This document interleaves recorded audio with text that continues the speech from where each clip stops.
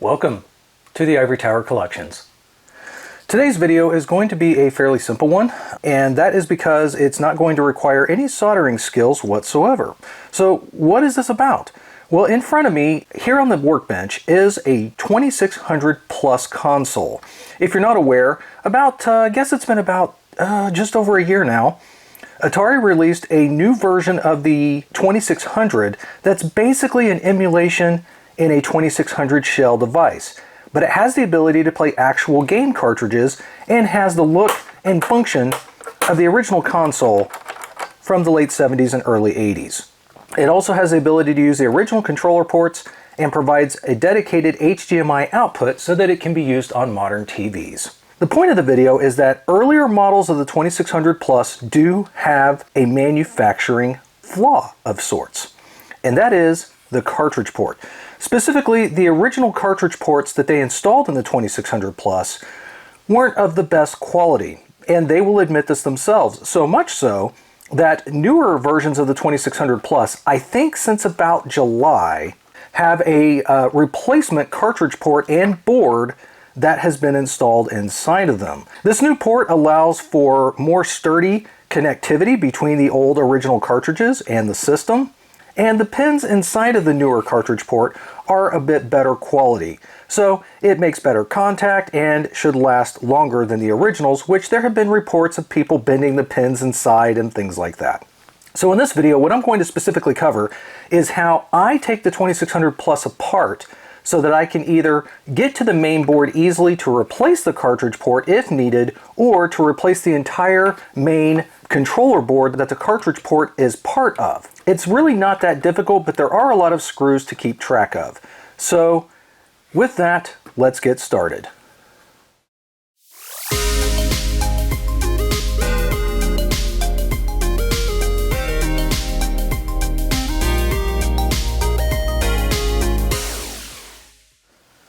What tools will you need for today's project? Well, you're going to need a few things.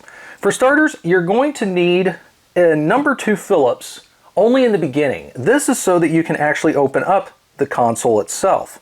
The other thing you're going to need is basically a number 1 sized Phillips precision screwdriver. Now, this is obviously a really old one that I've had on hand for a long time, but it does what I need it to do. I would also advise, although it's not required, but it will make things a lot easier, that this screwdriver, your precision screwdriver, is magnetic, because there are a lot of screws that we will have to deal with. The other thing that you might find you need is a small set of tweezers.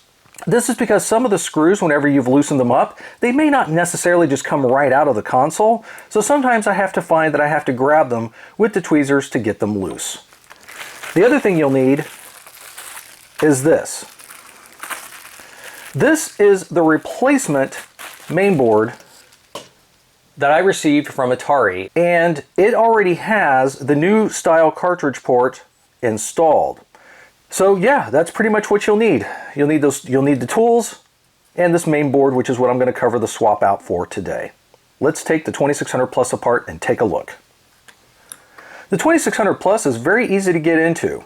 Turning it over to the bottom, there is a total of 4 screws that need to come out on the main side here. And this is where your number 2 Phillips will come into place. These are also the only screws that are different from everything else that we will be dealing with today. So these are pretty small screws. They have a wide head on them to accommodate the number 2 size, and they have a fairly decent size thread. But aside from that, they're really short.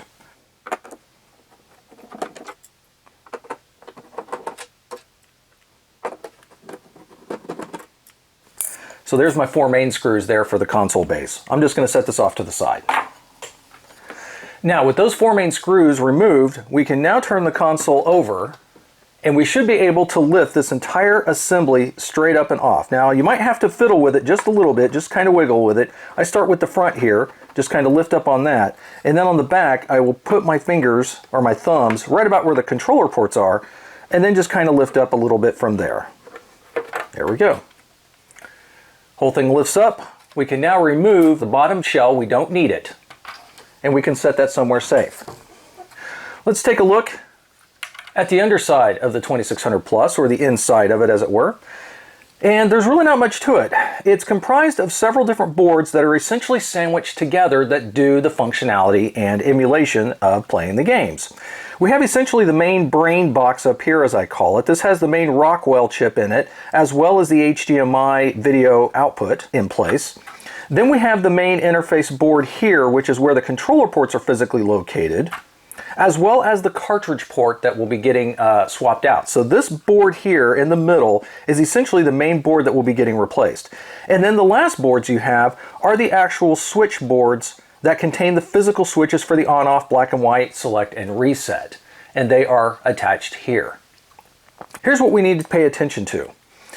We will notice that there is, in fact, a whole lot of tiny little screws all over this thing.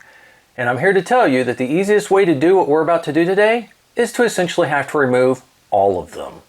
So the easiest way to remove this, there are some people that have been able to basically just unscrew the main screws that hold this sandwiched board set together and have been able to essentially pry it and pull it out. The problem is right here is the outer enclosure that the cartridge port sits inside of.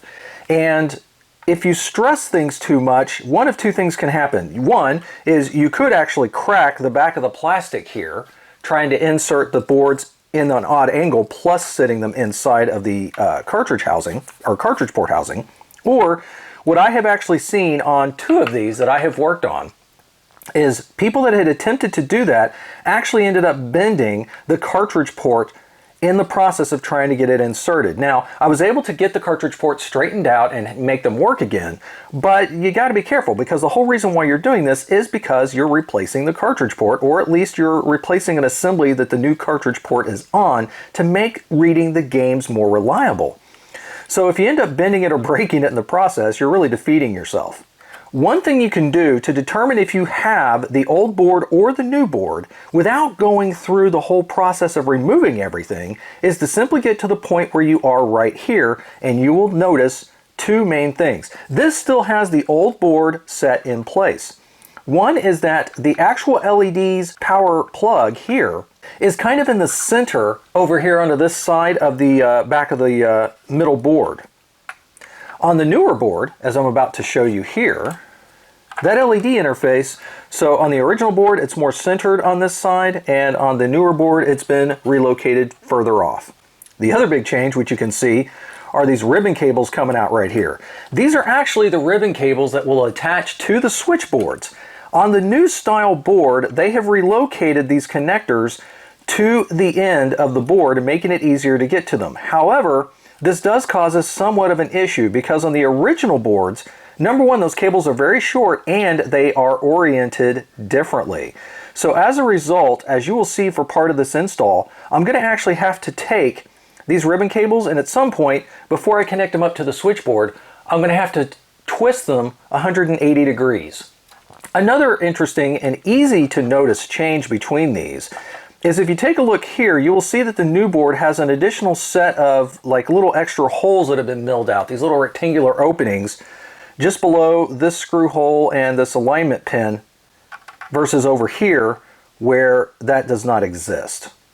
So just a couple of really quick visual differences. Again, the new board really stands out because of these flex ribbon cables that pop out on the end of it, plus the relocation of the power LED's plug. Okay, so with that out of the way, let's go ahead and get started with the process to remove this. So let's get started with removing the LED power indicator plug. So I'm just going to kind of get that out of the way over here. And then I'm going to go and start removing the rest of the screws. Now I start with removing the screws that attach this assembly to the front bezel. The front bezel, by the way, is this part here that the switches are on, with the graphics and such telling you where everything goes. This is one assembly that comes off. So that's what I'm going to start with first, is just removing those basic screws. Now again, there's a whole bunch of them, but these are all the same size, so you don't have to worry about misplacing them. And again, having a magnetic screwdriver really helps. So I'm just going to throw all these off to the side here. I'm going to speed up this process because there's so many of them that it will take a little while.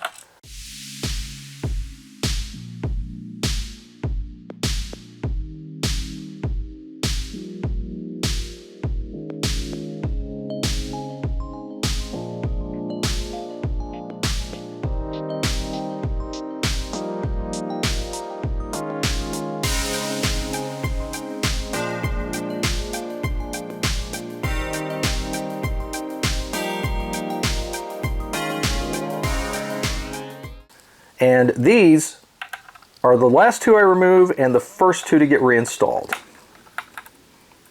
There we go. Now I should be able to, yeah, there it goes. It just falls right off. So there we are. The front panel has come loose on its own. Now don't freak out if the little switches come loose. You don't really need to worry about which one of these is which because they are all the same. I'm going to carefully set this off to the side for now. So to get rid of the other two switches, I'm going to now carefully hold on to the back of this assembly because it's not really held in place anymore. It's just sitting in there. So I'm going to carefully turn everything over, and you'll see that I have the other two switches left over here for the select and reset. And these actually press fit in there pretty tight. So I'm just going to pull those loose. And now, if I hold on to it, I should be able to carefully wedge it out of place. We're done with this top assembly for the time being, so I'm also going to set that off to the side. And now we need to focus our attention on the sandwich assembly here. Now, since these two screws were the last two to already be removed, we can now go ahead and carefully remove the main logic and HDMI interface board. Now, it's just held in place with some pin connectors on the side, so again, if you just kind of carefully wedge it back and forth, you'll be able to pull it loose. But again, you want to be careful of these little pins here. I'm just going to set this off to the side somewhere safe. And now the next things that need to come off are the switchboards. Now, the switchboards have a bunch of little screws on them, but we don't even care about those. Those can actually stay. The only screws we need to be concerned with are these over here that hold the boards in alignment. And again, they're the same screws as the others that we've been removing, so we don't have to worry about keeping track of them separately. That's it. Those are done. I can now make those come loose. And you'll see that they are attached currently with very short flat ribbon cables. These are not going to be reused. Again, we have longer cables because of these connectors now being in a new spot on the replacement board. So what I'm going to do now is I'm going to remove these flat ribbon cables from off of the switchboards. So to do that, it's pretty easy. They have a connector that just has to lift up on it. So if you just kind of take your nail or something fairly thin, I actually do prefer to use my nail because I find I have better control this way. But you just have to lift it up. It's just like a little hinge door. And then I'm just going to carefully slide and remove the ribbon cable free. I'll do the same on the other side. Now, one thing else to notice on this is that these ribbon cables are not the same width. On this one here that controls the power on-off and the black and white, it is actually a little bit wider than the one for the select and reset. So again, I'm just going to use my nail to carefully pull up the little hinge section and wiggle it free from the port. So, switchboards are now free, and this is it. We are no longer going to use this, and you can store it somewhere for safekeeping in the event that you might need it in the future. Okay, so now that I've got the switchboards removed, I'm ready to install the new main PCB and get the switchboards moved over. So again, it's important that when you install these to make sure you have everything oriented the right way. Again, this is the power on-off board, but there is some wording up inside of here that will show you that this one, for instance, says on-off. This one says black and white color on it. So again, you'll have to look up inside, but the other thing to note is, again, the power on-off and black and white has a wider connector for the ribbon cable versus the reset and select does. So let me go ahead and get these put back in place. The other thing to keep in mind is that when you reattach these, remember, these switches have to face up like the cartridge port does, because that's how they're going to be oriented so you can access them. Again, there are the little guideposts that will fit into this section right here. So all I got to do is just kind of line that up like that. And then I can go ahead and screw it into place. And you only need just the one screw for these. Again, that guidepost kind of helps them go where they need to go. And then I'll do the same for the other side.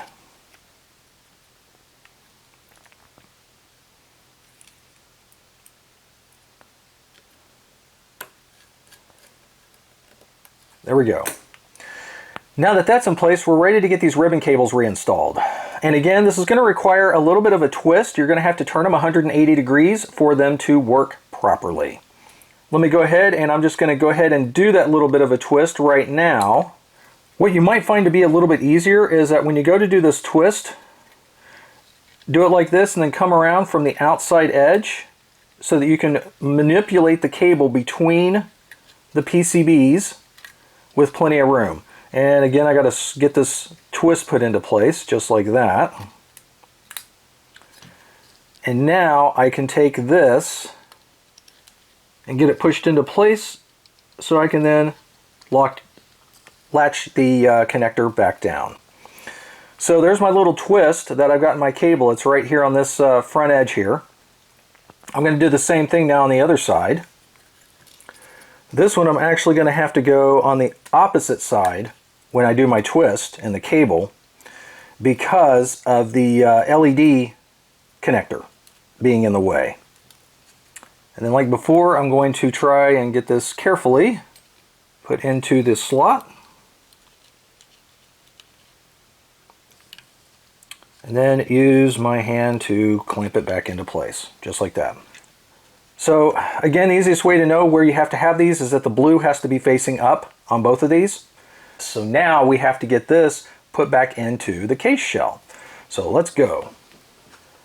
So again, I think the easiest thing to do at this point is to go ahead and get the HDMI board put back on. Make sure when you're reinstalling this that you line up the pins properly in the sockets. You don't want to be off by one and potentially bend these pins. Keep in mind it's just press fit into place for right now. So now we're ready to put this back into the main housing. So I'm going to get the top shell.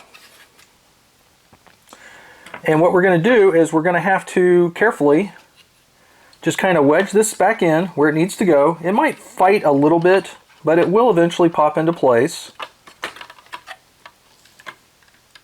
So again, now what I'm going to do is I'm going to hold on to it while I turn the whole system back over. Now I'm going to get my little switches and just press fit them back into place. And there's no specific order on this, they're all the same. So you can just set them where they need to go. And then we're going to get the front cover and we're going to carefully set it back down over all of this.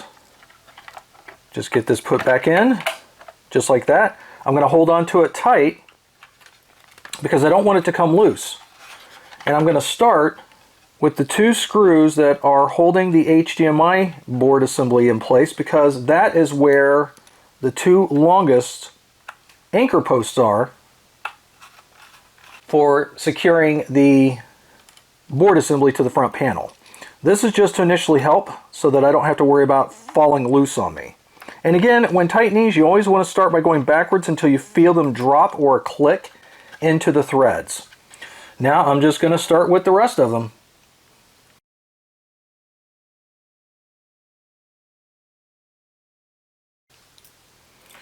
This is the last one.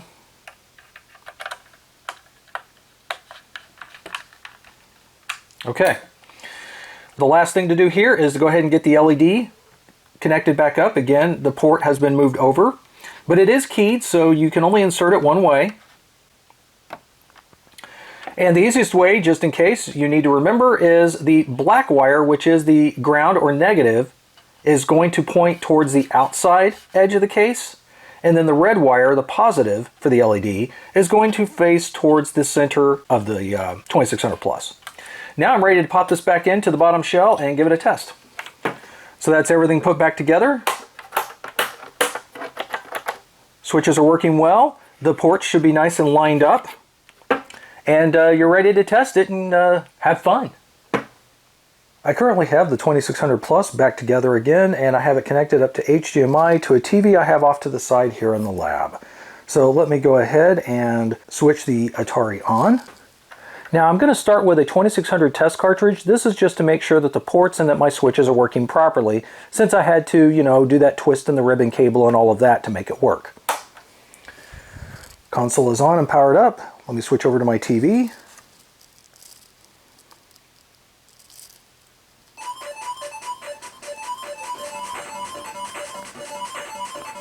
We can see that it's up and running. Let me go ahead and verify the controller ports. There's port 1, fire button's working well. Let me move this over to the second controller port. No problems there. And Both of the difficulty switches are registering properly. Color black and white switch working well, and the select and reset are also functioning. So we know that the flex ribbon cables are in place properly and that the switchboard and cartridge port is ready to go.